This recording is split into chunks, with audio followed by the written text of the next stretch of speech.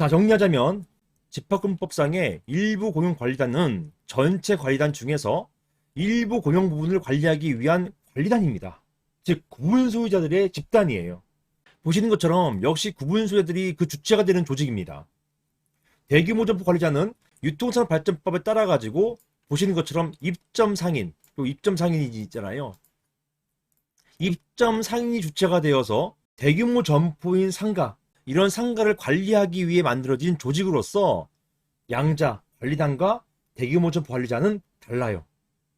따라서 건물 중 상가 부분이 오랜 기간 대규모 점포 관리자에 의해서 관리되어 오고 있었다고 하더라도 당연히 일부 고용 부분 관리단이 되는 게 아닙니다. 그러한 일부 고용 부분 관리단이 되기 위해서는 별도로 이러한 일부 고용 부분 관리단 설립 절차를 밟아야 되는 것이에요.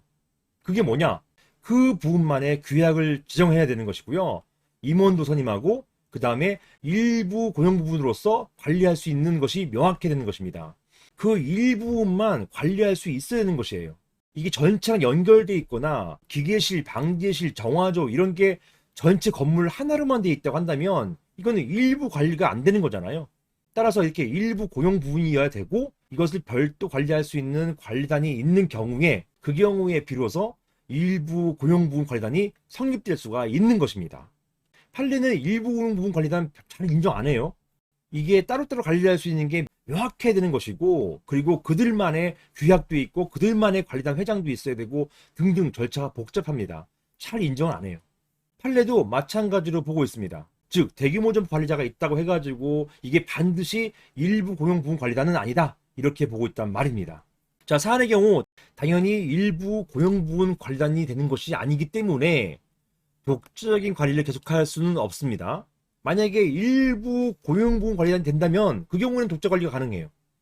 하지만 단지 대규모 점포 관리자라고 해가지고 일부 고용 부분 관리단이 아니기 때문에 독자 관리할 수 없고 결국 전체 관리단의 관리에 따라야 하는 것입니다.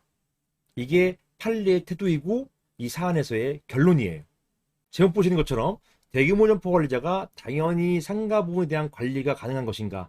전체 관리단이 있음에도 불구하고 당연히 상가 부분에 대해서 독자적인 관리가 가능한 것인가? 자, 여기에 대해서 그렇지 않다. 이게 답변입니다. 그리고 판례도 마찬가지로 보았습니다. 이상입니다.